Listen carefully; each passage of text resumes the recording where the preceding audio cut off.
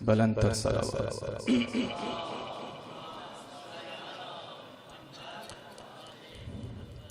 اعوذ باللہ من الشیطان الرجیم،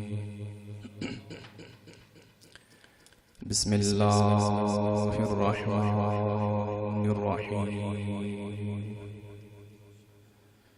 الحمد للہ علی ما انعم به فکفی، والصلاة والسلام على عباده الذين اصطفى، محمد وأهل بيته ذوي الكرم والوفاء، الذين نصبوا علما للإسلام وهم أركان الهدى، والذين أذهب الله عنهم الرجس وطهرهم تطهيرا،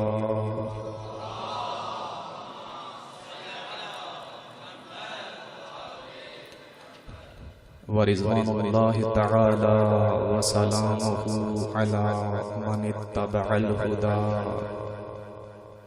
ولعنة الله وملائكته على من عدل عنهم بالعداوة والبغضاء،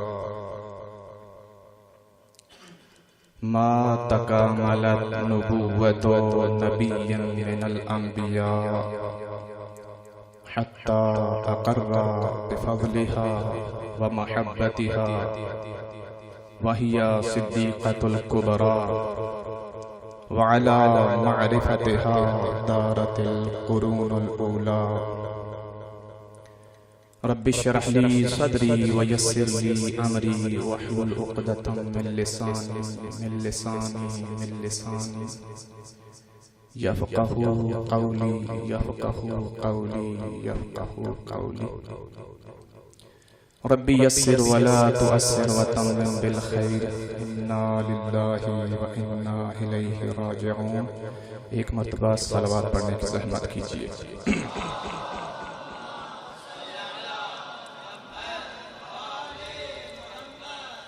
جیسا کہ آپ احباب جانتے ہیں کہ میرے اساتذہ سب موجود ہیں، ان کے محضر میں میری لب کشائی جسارت کا حکم رکھتی ہے، لیکن میں نے چونکہ ان سے اذن لیا ہے، اجازت لی ہے، اور انہی کے حکم سے کیوں سمجھیں امتثال امر میں آپ کے سامنے میں کچھ گزارشات انشاءاللہ عرض کروں گا۔ اور آپ جانتے ہیں جیسا کہ یہ مجلس ترحیم ہے،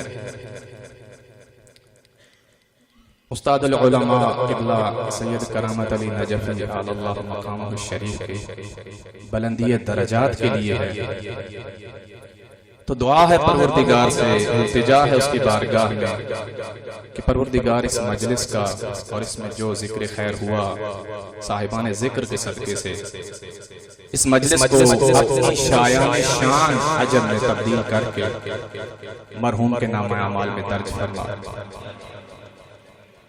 مرحوم مخصوص کے ساتھ ساتھ ان کے جو بھی اقربا اس دنیا سے اس دار فانی سے چلے گئے ہیں، مالک ان کے درجات بلند فرما، اس کے ساتھ ساتھ ہم موجودین جو ہیں ہمارے مرحومین و مرحومات کے پروردگار درجات بلند فرما۔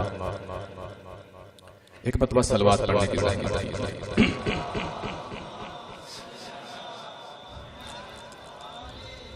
عزیزان گرامی، یہ موت پروردگار نے ایک آیت میں اپنا تعارف کروایا اپنی دو مخلوقات کے ذریعے، هو الذی خلق الموت والحیات، کہ پروردگار وہ ہے، اپنا تعارف کرواتا ہے گویا کہ میں یا وہ پروردگار وہ ہے جس نے موت کو بھی خلق کیا ہے اور حیات کو بھی خلق کیا ہے۔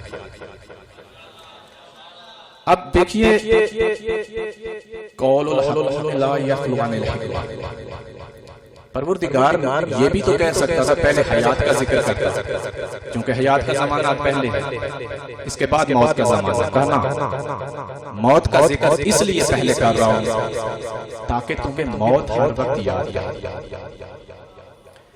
کہ یہ میری ایسی مخلوق ہے کہ تم میرا تو انکار کر سکتے ہو لیکن میری مخلوق کا انکار نہیں کر سکتے. مجھے نہ ماننے والا بھی میری اس مخلوق کو ضرور مانتا ہے. میری قدرت کا قائل نہ بھی ہو لیکن میری اس مخلوق کے سامنے ہتھیار ڈال دیتا ہے. میں ایسا قادر ہوں. تو جب سب کو مرنا ہے میرے بھائی تو پھر کیا وجہ ہے کہ ہم موت سے اتنی کراہت کیوں کرتے ہیں؟ اور پروردگار نے بھی ارشاد فرمایا کل نفس ذائقۃ الموت، ہر نفس موت کا ذائقہ چکھے گا، چکھنے والا. جب حتمی ہے موت تو پھر کیا وجہ ہم خوف زدہ کیوں؟ کوئی تو وجہ ہے. جب یقین ہے موت آئے گی اور پروردگار نے ارشاد فرما دیا کہ موت آئے گی. میرے بھائی اس آیت کو سمجھنے میں تھوڑی سی مسنگ ہے. کل نفس ذائقۃ الموت کیا ترجمہ کرتے ہیں آپ لوگ؟ ہر انسان کو یا ہر نفس کو موت کا ذائقہ چکھنا، یا ہر نفس موت کا ذائقہ چکھنے والی. اب موت کا ذائقہ چکھنے سے عمومی جو تاثر ہے وہ یہ ہے کہ انسان ختم ہو رہے ہیں موت کی وجہ سے. موت انسانیت کے لیے یعنی اس کا ختم کرنے والی. جبکہ نہیں میرے بھائی، آپ ان الفاظ پر تھوڑا سا غور فرمائیں کہ پروردگار نے فرمایا ہے کہ تم لوگوں نے موت کا ذائقہ چکھا. اب مجھے یہ بتائیے کہ جب کسی چیز کو چکھا جاتا ہے تو ختم چکھی جانے والی چیز ہوتی ہے یا کرنے والی؟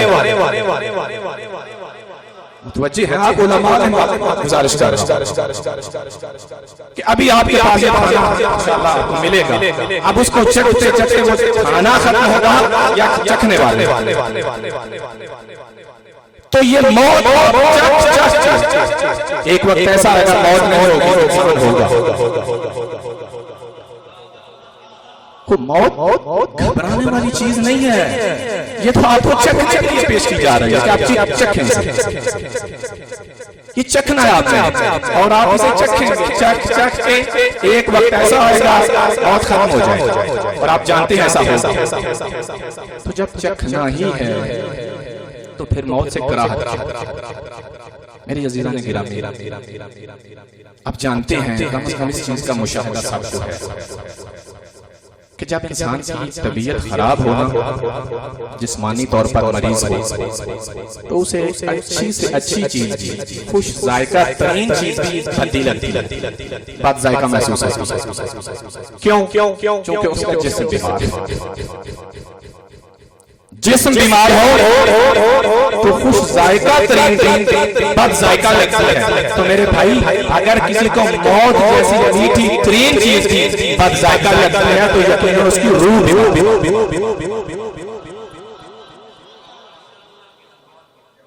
موت جیسی میٹھی ترین، میں اپنی طرف سے نہیں کہہ رہا. عاشور کی رات امام حسین علیہ السلام نے ایک 13 سالہ بچے سے پوچھا کہ تمہارے نزدیک موت کیا ہے؟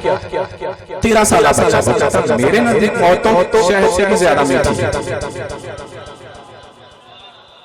تو کیا وجہ ہے اتنی میٹھی چیز انسان اسے کراہت کرتا ہے؟ تو پھر پتا چلا کہ جس طرح جسم بیمار ہو تو چیزیں بد ذائقہ لگتی ہیں، اگر موت جیسی چیز کو بری لگتی ہے، کراہت کرتا ہے، تو اس کی روح بیمار ہے اور روح کی بیماریاں بتاتے ہیں. تو میرے بھائی جس طرح ہم جسمانی علاج کے لیے مناسب معالج یا ڈاکٹر رجوع کرتے ہیں، روحانی علاج کے لیے بھی ہمیں مناسب معالج کا انتخاب کرنا ہے. لیکن مظلوم ہے اسلام، دین اتنا مظلوم ہے کہ زندگی کے ہر شعبے میں آپ بہترین سے بہتر کی طرف رجوع کرتے ہیں، لیکن روحانی علاج کے لیے ہر ایرے گیرے سے آپ علاج کروانا شروع کرتے ہیں. کوئی معیار نہیں، کوئی میرٹ نہیں، کوئی دیکھ نہیں ہوتا کہ آیا مستند بھی ہے جس سے ہم روحانی علاج کروا رہے ہیں، سند یافتہ ہے. اگر ہے اس کے پاس سند تو کہاں کی؟ کوئی پوچھنے والا نہیں، کوئی بتانے والا نہیں. جو آ گیا اسی کے سامنے اپنے آپ کو پیش کر دیا، اسی کے سامنے اپنا دین پیش کر دیا. بسم اللہ. عزیزان گرامی، اپنی روح کی بیماری کا علاج پہلے ایسا ڈاکٹر ڈھونڈیں، ایسا طبیب ڈھونڈیں. وہ آپ نے ضرب المثل تو سنی ہے نا نیم حکیم خطرہ جان اور نیم ملا خطرہ ایمان. اس کے پہلے حصے پر تو سب شدت سے عمل کر رہے ہیں کہ نیم حکیم کے پاس نہ جائیں، لیکن دوسرے حصے کے بارے میں فکر نہیں کر رہا. بھئی حکیم زیادہ زیادہ نقصان کیا کرے گا؟ جسمانی نقصان. لیکن جو نیم ملا ہے وہ نہ آپ کی دنیا چھوڑے جا رہے ہیں یا پھر اس کا خطرہ کئی گنا زیادہ ہے، لیکن اس خطرے کی طرف متوجہ ہے. خوب اس خوف سے بچاؤ کا کیا طریقہ ہو سکتا ہے؟ امام جعفر صادق علیہ السلام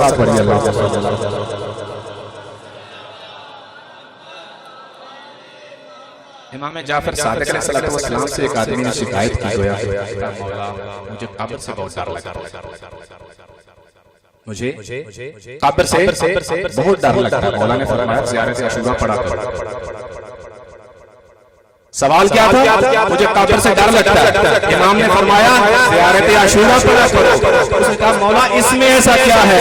امام نے فرمایا جب تم اس میں کہتے ہو نا اللہم ارزقنا شفاعت الحسین یوم الدین، جس کی قبر میں حسین آ جائے اسے کیا ڈر ہے؟ یا اب اگر تمہاری قبر میں حسین آ گئے خوف کس چیز کا رہ جائے؟ تو زیارت عاشور قبر سے قبر میں آسانی کے لیے بہترین علاج ہے. وائلہ ہمارے اعمال ایسے نہیں، خوف زدہ ہونا چاہیے. قبر چیز ہی ایسی آگا میرے محترم، قبر ایسی ہی چیز ہے، اس سے ڈرنا چاہیے. سوالات ہونے کا ایسا امتحان ہے کہ جس کا پیپر لیک آؤٹ ہو چکے. پروردگار نے کہا یہ سوال کر عزیزان گرامی، سوچنے والی چیز ہے جو آپ کے لیے، طلباء کے لیے، بزرگواروں کے لیے آپ کے سامنے پیش کرنے والی ہے کہ قبر میں جہاں سوال ہوں گے ان کے کہیں پہ یہ نہیں آئے گا ما فرقہ کہ تمہارا فرقہ کیا، ہاں یہ آئے گا ما دین. تو ہم جو سوال ہے اس کی تیاری بہت، لیکن جس کا تعلق اس امتحان سے اس کی تیاری میں تیار ہے. بات سمجھ رہے ہیں یا نہیں؟ ایک سلوات پڑھیے مجھے پتہ چلے سمجھ سے. اللہم صلی اللہ.